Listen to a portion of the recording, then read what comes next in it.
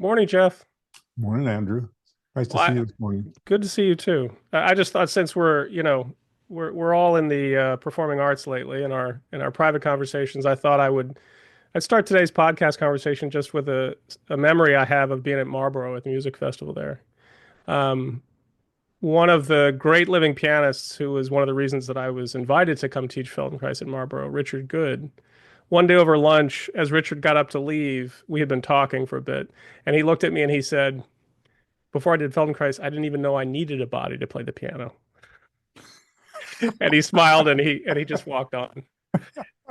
That's wonderful. And I mean, if you know Richard, he's incredibly erudite and well read, just one of the warmest human beings you'll ever meet. But I also just thought it was such a funny quip because it perfectly encapsulates the experience that a lot of people have when they get into Feldenkrais, when they experience awareness through movement, which is I had no idea that my body could work like this or could feel like this and of course here it's coming from somebody who does something that's extremely difficult at an extremely high level in public for many decades. And I just thought that just has been tickling me lately, the memory of that little quip as he left the table. That just opens a whole world of conversation right there. Yeah, I mean, people ask sometimes, like when they want to know what Feldenkrais is about, or they want to know, like, what are you guys doing, or what's the goal of Feldenkrais? People always want to know that. Of course they do. What are the results? They want to know, like, what's my body going to look like, or what's it going to feel like, or all this sort of thing. Um, and usually we swim in a lot of confusion in terms of the description. I've heard Feldenkrais trainers get as lost as anybody trying to describe what the method basically is and how it basically works. But for a classical musician of such high esteem to say, I didn't even know I needed a body to play the piano. I mean, I think first of all, it just sort of speaks to that fact that we all know about in the activities we love, which is we're doing them because we're so interested in them. We have such a deep affinity for whatever that connection is that drew us in, whether it's ice skating or painting or playing music or running marathons or whatever it is. You are kind of so entranced by the activity itself, you don't necessarily think in the terms about your body in any kind of disciplined way, except what the artistic discipline asks you to think about. Yeah, you don't realize that that you need to have a sensor motor basis, which is what the body is. I mean, imagine being born as a brain that can't move around. Doesn't What, make what, sense, how would you evolve? How would you develop? right? So obviously we need to have muscles and we need to have a sensory system and we need to have all of the other elements available to us so that we can experience ourselves. But when we get totally involved and interested in playing the piano, it doesn't necessarily, like he's talking about, it doesn't necessarily mean that I really understand that I have to have an incredibly discrete capacity to discriminate between what I'm doing and what I'm hearing and what I'm producing in such a way that I can continue to refine myself, and that I had to have a body to do that. And of course that takes us right into the realm of the Feldenkrais lesson as a metaphor for that practice of making something really, really, really discriminating at a very high level so that we know how to discriminate and utilize the sensory organ of ourselves, the sensory capacity of ourselves to heighten our experience considerably. So, For a lot of musicians, I mean, certainly the musicians I've worked with over the years who've had various injuries, and usually it's an injury to somewhere out here, right? yes. Most of the pianists who are coming to work, they're not coming with an ankle injury as their primary motivation. And yet, so often, this used to kind of shock me, but now, of course, after a couple of decades of practice, you just know what you're seeing. The things manifest out in the most active places, of course. And yet, usually, what happens is the pianist has a sitting problem. Yes. The pianist has an injured arm or an injured hand. They might have tendonitis in their forearm. Yes, there are obviously local issues to resolve, But almost always you're seeing this huge mass of weight in the torso is not very well supported over the pelvis, over the bench. And of course, they spent tens of thousands of hours focused on the dexterity out here. But usually there's been very, very little specific instruction beyond, sit up straight or whatever the phrases that people get told. Very little specific instruction or practice in how to integrate the pelvis, the legs into the way they navigate over the keyboard. Yeah, it's hard for people in the public, I think, to really understand that where the injury is not the source of the injury. But the injury is an indication of what isn't moving somewhere else, what isn't involved somewhere else. That's the point of stress. It's the outcome of what didn't take place. And yet to focus, in a with What do you mean by that? That it's the outcome of what didn't take place.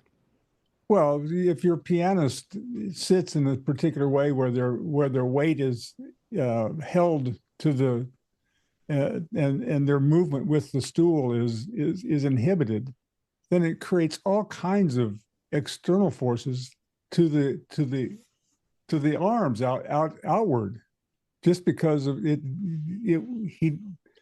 He didn't have the availability of support, a moving support through himself to make it so that there wasn't any pressure or any difficulty that's to his arms in the process of playing.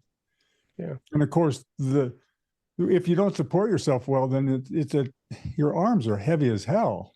Yeah. I'm often struck when you're making the first sort of contact with a client over time and you're introducing basic ideas like, how heavy do your arms feel? Right. I don't think most pianists really give a damn or think that way when they're in the Right. practice room, when they're looking at a score of the Beethoven Fourth Concerto. They got they got other more important things are in the foreground, right? They're not really approaching it with that kind of lens. I think they notice maybe when they're having a bad day, when their arms feel particularly heavy or stiff, or when just the hands don't feel as dexterous. But it's not a study, really. And Right. I'm often shocked at sometimes how, even when you set up a situation, even when you get things quiet and specific enough, for them to really compare the weight of the arm and the way it lifts when the sit bones are on the bench clearly, or the spine has some role to play even in the support of the arm lifting just simply and gently like this. It takes them a minute. It takes Oh, it often they're super sensitive and nuanced, but it takes them a minute to sort of recalibrate to that level of sensitivity. And yet it's so sometimes, we would think it's very basic, it's very inside the domain that we work in. But for a lot of people, it just feels like something completely subtle, or like, I'm not sure, can I feel it or not? And they have to build a whole new skill. well, the funny thing is that people who are skillful have done it all their life. They had to have been skillful in some way, in some manner. The chef who can't distinguish, the the taste of, between sweet and sour and,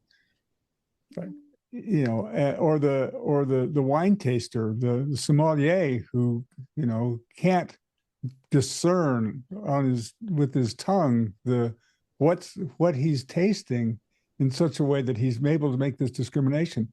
And they don't know that if they could actually support themselves well, that their taste would even be heightened even further.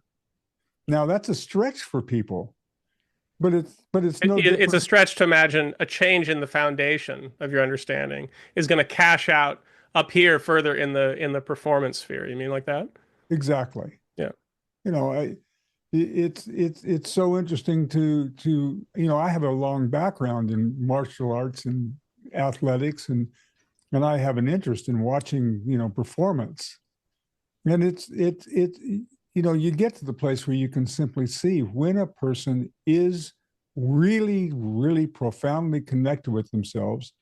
And at that level of connection, they're in the state that you would call a flow state, or you would call it a zone state, and and and there's something there's such a profound integrity to that. The question is it just happens to them. Is it possible through awareness through movement that these awareness through movement lessons and these functional integration lessons that we offer people, is it possible that this could be the practice and the preparation for being available to that quality more often? Right, to actually make it reliable, reproducible, to Yes. almost make it in some ways, maybe not an absolute target, but a reliable prediction for how you're gonna So feel, how you're gonna coordinate in the activity or the art form that you do. so why is it so difficult, Andrew, to you know you I work with a professional golfer, and I'll give you an example. I worked with a professional hockey player. Hmm. The gentleman had broken his femoral head off of the top of his femur. He had had all the screws and plates and everything put in. And when I began to work with him, when he walked into the room, he was playing first line for the team that he played for. And he walks in the room, and he's clearly limping. And it doesn't take very long for me to invite him into a series of questions so that he can understand what he's not experiencing. He's not experiencing himself as limping. He's become accustomed to his adaptation to his injury. And therefore, that compensation is who he is in that moment. It's home base. Yeah. It's home base. And it must be that way because that's where he knows himself to be safe. And that's how he knows himself he's got a certain skill level. It's not the skill level that he had before, it's diminished in some way because he doesn't have the proficiency to go right, to go left, to do what he could do before. But he's still at an all-star level. Right. So I work with him, and that the following night he goes out and he scores a hat trick. Scores 3 goals. Never saw him again. What do you make? No curiosity about Yeah. whether he saw any link between what he did with you, what happened the following evening, what And what and what new information came to light, what. not even a phone call or a note of thank you or whatever. Now, it may very well be me. I'm willing to entertain that this could very well be me in this process. That there may be something that's objectionable about my particular demeanor or my way of being with people. But it's so interesting to me that had that something like that happened to me, I would have been frothing at the mouth. Wow, how do I find out What about happened? that? That's how I got into this work. I have a 10-minute experience of awareness for movement in this speech class at Oregon State in 1972, and it is so unique in my experience. Yeah, but to introduce this work as a practice so that someone who is going to recognize the value of this practice, this particular hockey player, for example, to have him understand that it would really be useful for him to do awareness through movement 2 or 3 times a week. It would be useful for him to plan each year a time where he goes and has 4 or 5 lessons in a week. So, some kind of retreat, either personal or in a group setting or whatever, where it's really devoted time to Right. deep practice. Yeah. And that he understands the all the hours that he spends on the ice when they throw out the puck, and he spends all the hours to inform himself of his coordination cascade, his way of coordinating himself to improve himself to play. That there's another basis for enhancing coordination, which means enhancing the quality of a person's life, the very nature of their sensory motor experience becomes somehow more complete within them, and it produces for them a different sense of internal composition and a sense of wholeness that they can take to play. So that's the practice world. Yeah, we obviously have work to do to create a kind of context around the Feldenkrais method that takes it out of an ephemeral experience that people think they're having into something that actually can be a sustained practice that actually reliably feeds in the directions that they want to apply it in. But as per usual, you're always fighting the context of he's got to go back into the team context, into the he's going to go play hockey the next night. He's going to get knocked around the next night. He's going to return to his ambitions, his previous, targets of momentum in his professional life that he's got to get back to. And there is, I mean, I was an injured musician myself. I know how, in a sense, fragile your curiosity is about what is this problem, because you just want to get back to the way you were. You just want to get Right. back to the zone that you could either provide value for the team, or just you could value yourself in that at that level of strength or performance. It's the relief sometimes is of course fantastic, and yet it's so easy to forget or to remain curious and to want to dig deeper into how to fold this into your training regime. So, what are the characteristics of a person who finds curiosity as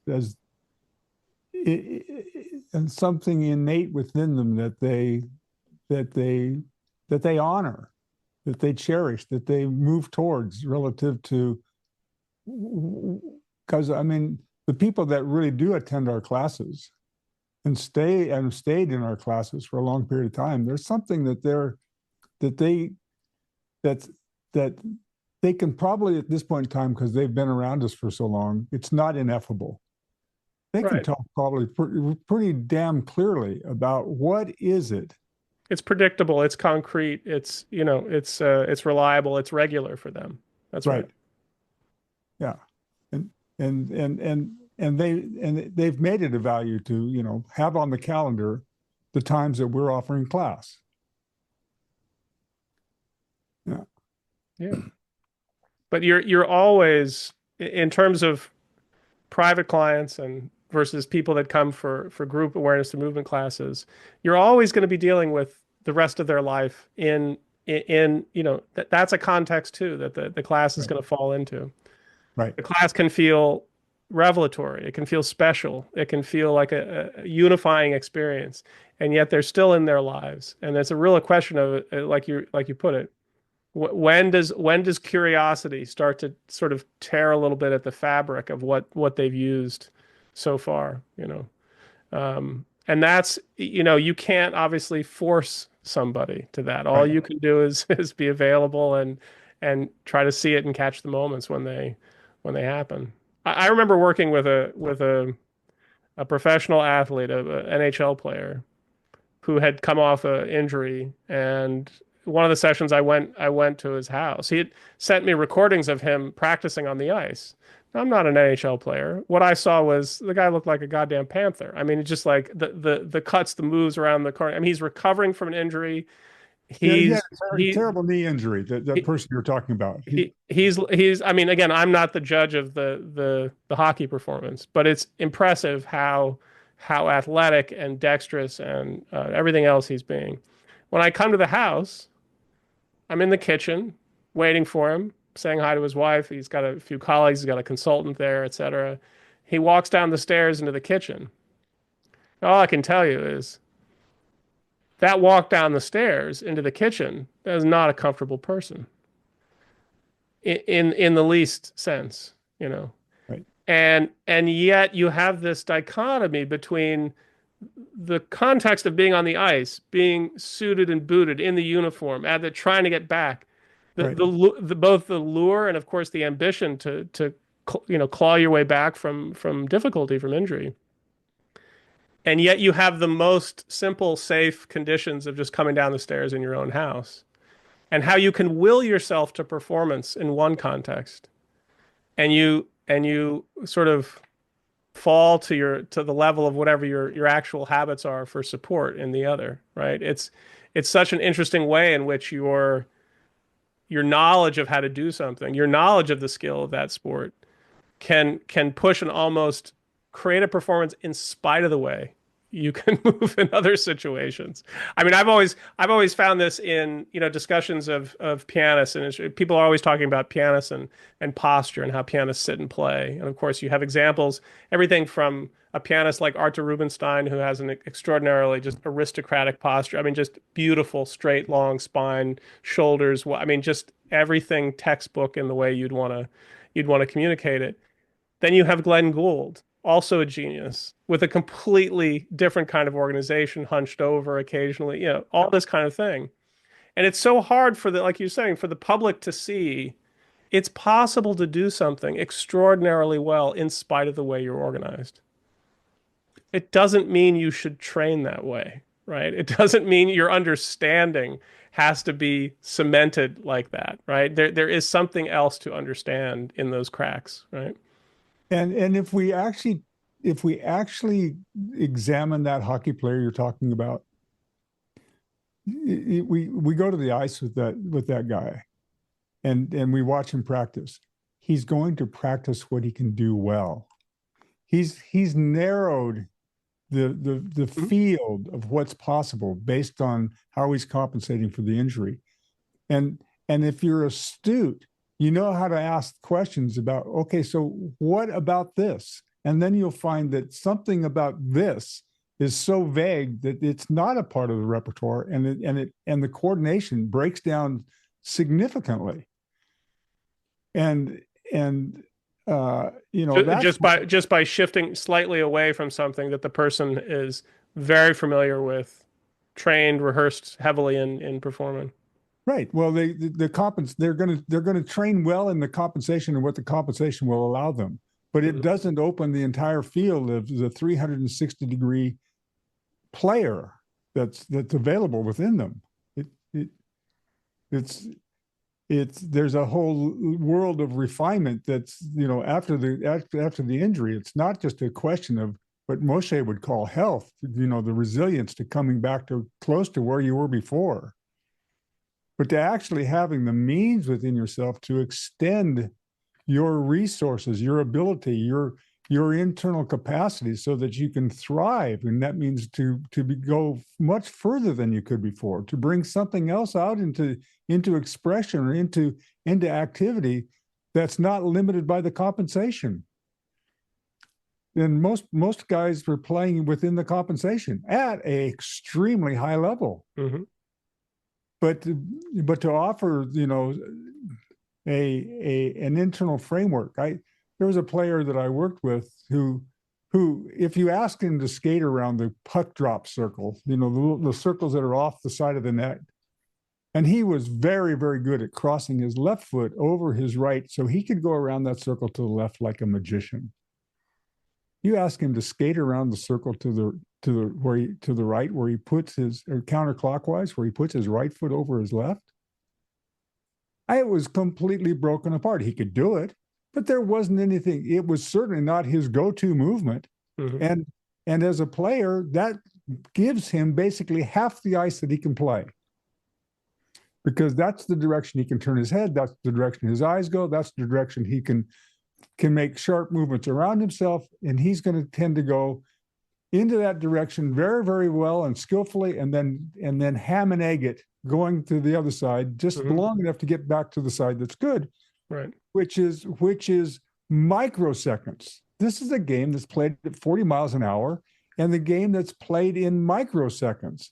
And so the moment that you don't have the clear attention of yourself to the 360-degree capacity, your capacity to play is limited.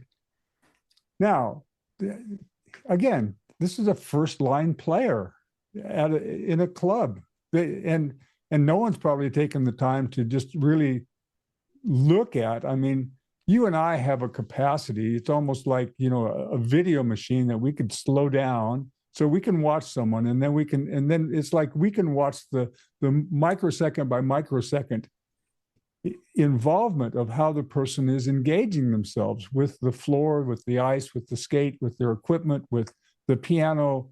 So we see something that most people wouldn't be able to perceive, because after long practice, we practiced. It was our curiosity to practice to get to the place where we could make distinctions that make it possible for us to help a person make distinctions. We have the capacity to ask questions that the person's never been asked before, because our own ability to make distinctions leads us to those questions. Yeah, it's a little odd sometimes to occupy this kind of domain that's not the domain of the activity of the sport, not Right. the domain of the piano, not the domain of the violinist. It's this domain of coordination and actually a really clear attention to the coordination. And in some sense, there are times when you don't even have to run a slow motion videotape. You just Right. ask the person to do what they do rather slowly. And even sometimes the act of slowing it down can disorient them a little bit, or it can break down the essential coordination that they use. But obviously, it can also, with a skillful use of a question or how to direct their attention, when you slow it down, it makes it possible for them to notice the things that they are excluding from the way that they do, the way that they make the movement, or even what they attend to when they make the movement. Because sometimes part of the path of the solutions that gets them out of trouble or helps to heal with the injury, it's not some magic movement. It's not some you got to do this stretch and then that'll cure your tight Right. hamstrings or whatever. But it has to do with this framework of how you frame what coordination is, right? I think most people in the most general assumption, they know what coordination is. They think they know it. Here's coordination. Look, that's me. I'm coordinating this. Now, if you put an oboe in my hands, you're going to see a real break a real breakdown in coordination. I can fake it at the piano. I can look like I really understand how the coordination, into a lay audience. I can make all kinds of flashy statements, but Well, having just been a you yeah. step just one instrument over, and suddenly not so nice. Well, having been a Waldorf parent and having gone through my daughter learning to play the cello and my son playing the violin, talk about coordination cascades and talk about some painful experiences of being in a room nearby listening to the Well, very you got to remember, I actually played with Grace during that period. Not to out her here, but it was kind of funny how she couldn't really play in tune yet, oh yeah. but that Yeah. wasn't going to stop her. No, That wasn't going to stop her. It was really kind of impressive, Yeah. I can't remember the name of her favorite piece, but she Yeah, when people often ask, the word coordination, people it's a word people understand. They know what you mean. Now, but you step a little deeper, and of course we don't. But when people ask me what do you mean? What do you mean you're studying coordination? There is a way I think to talk about. I mean, the metaphor I often use because I come from a musical background is this metaphor of playing in tune or not, right? For me, the when you're slowing things down in awareness through movement, you're really studying the quality of the timing of the movement, the quality of the support from the ground or internally that you're giving, even the timing of your eyes or your breath, all these supposedly nuanced layers, which are actually, once you get into them, are actually incredibly practical. The experience to me is very similar to whether or not a person can play an instrument in tune or not.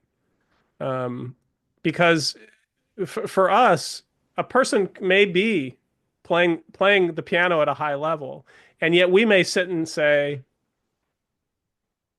that back ain't gonna last another 10 years doing that, right? Or the way the neck is crooked in a certain way, or the habit of they're always over on this side. You can make certain observations about what is out of tune in the way they use their body, the way they sense their body as a resource. What people get hung up on is whether it's always predictive of what they would call high performance or not. And that's where things always get very, you know, always get conflicted. But if you've ever had to sit next to down the hall from somebody who is learning to play a string instrument and suffering through the whole process of learning to play pitches in tune, it's a slow, deliberate process. You cannot rush that.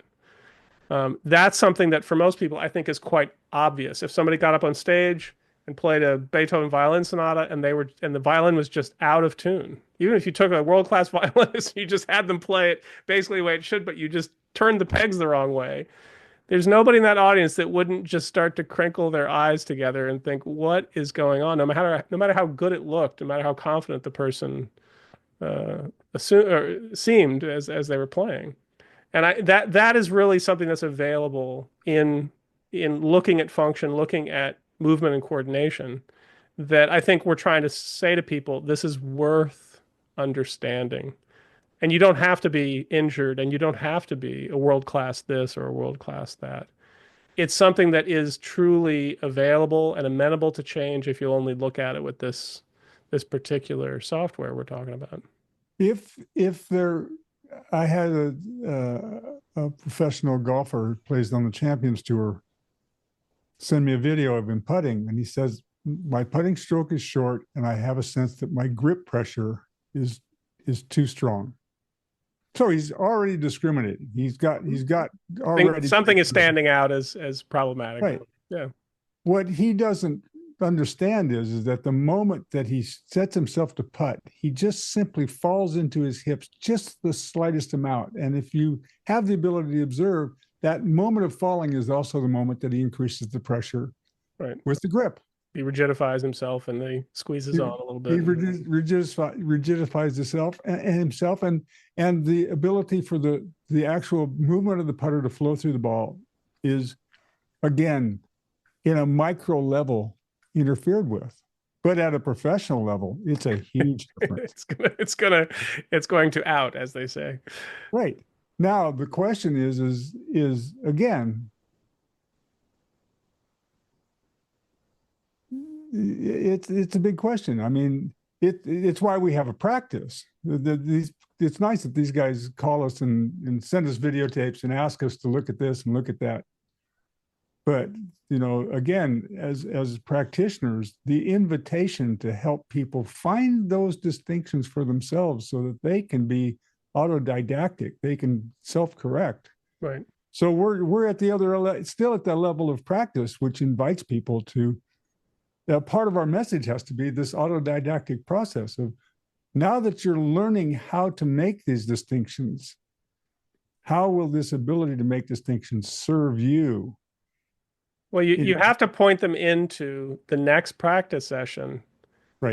to start to think about how are you going to do this differently. I've often told the story of, if you walk down the halls of a conservatory, I went to the Manhattan School of Music, or you walk down the halls of Juilliard or any other Curtis or any of these places, there can be a lot of people practicing in the practice rooms. Right. And for the most part, when you walk down these halls and you're listening to people practice, especially the closer it gets closer it gets to the concert, right, or the recital or whatever, you're going to hear a lot of compulsive practicing, a lot of practicing that's really targeted towards the finished product. And of course, people are trying to build, trying to stabilize their conception of the piece and get it there. Of course you are.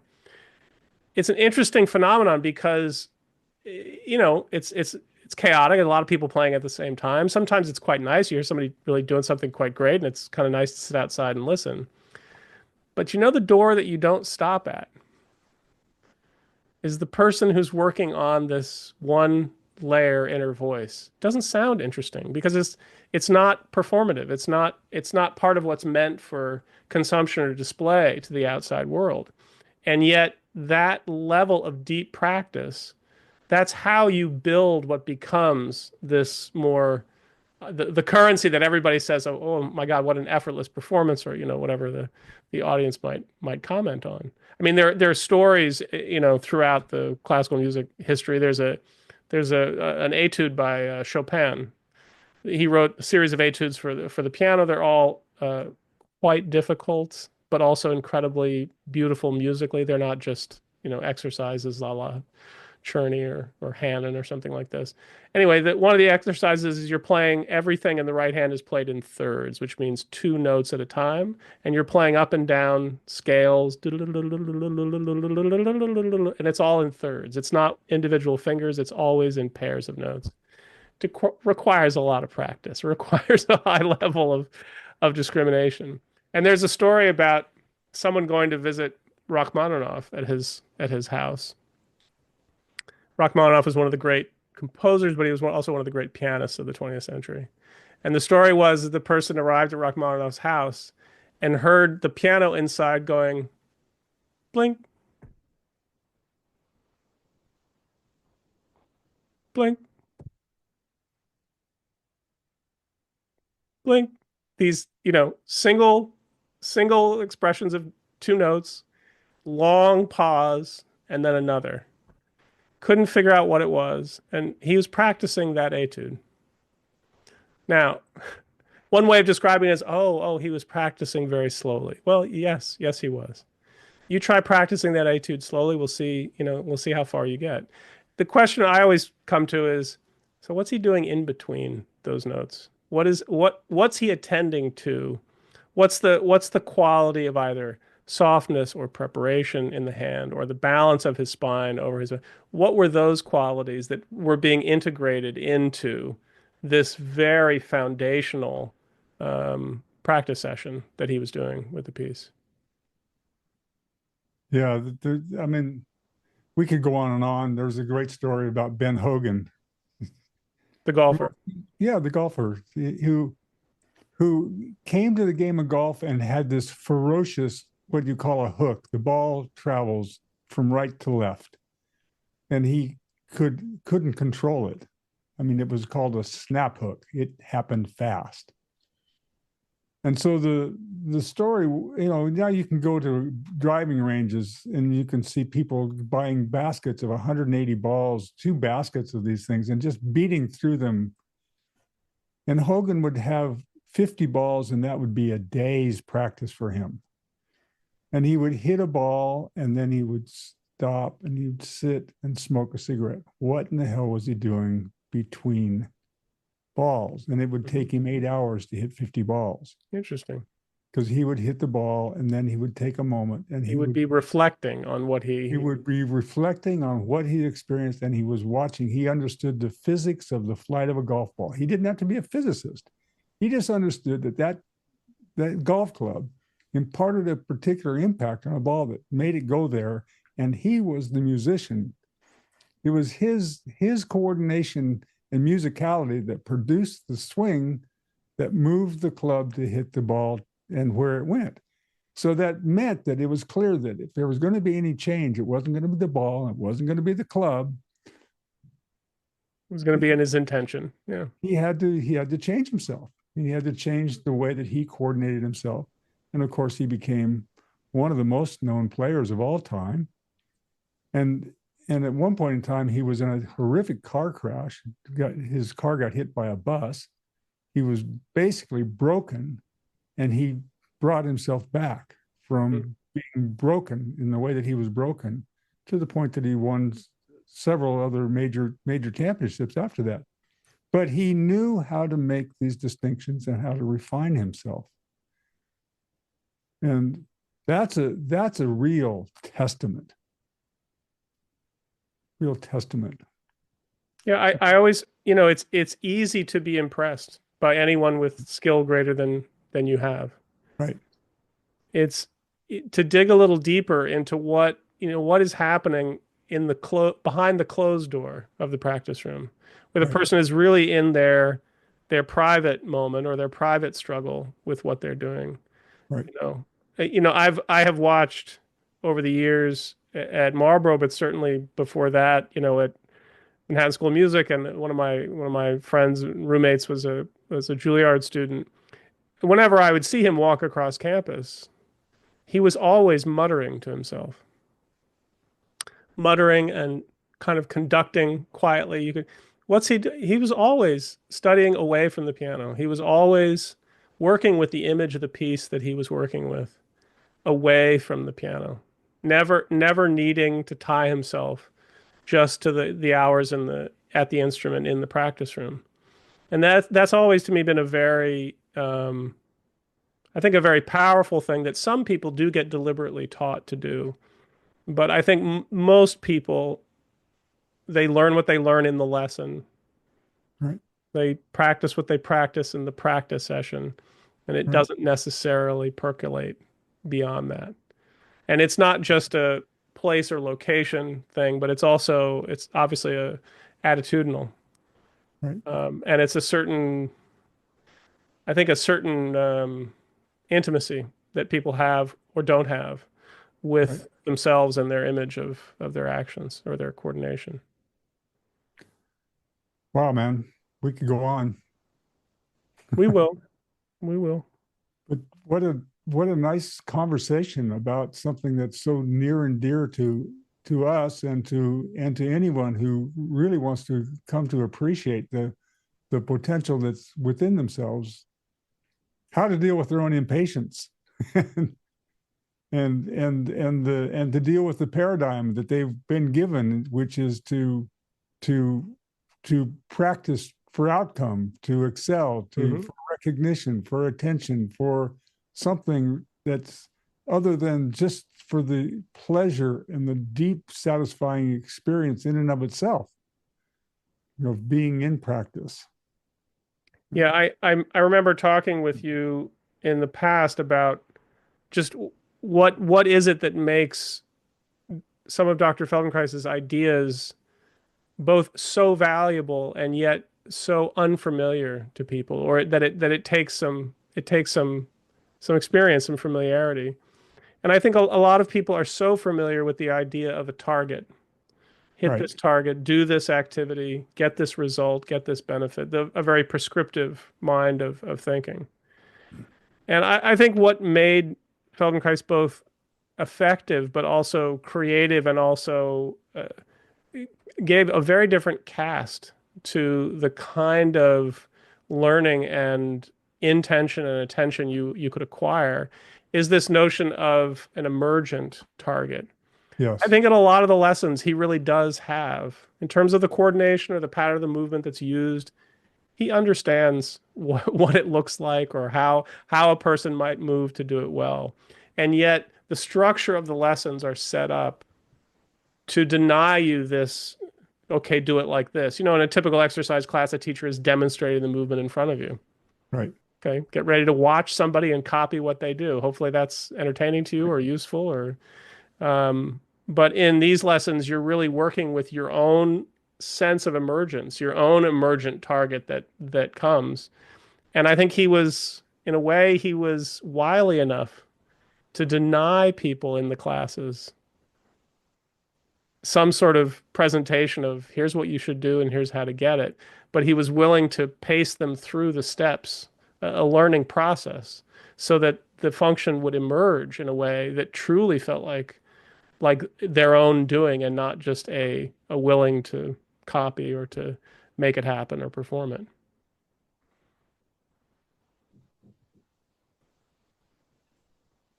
Hang on a second, Andrew. Okay.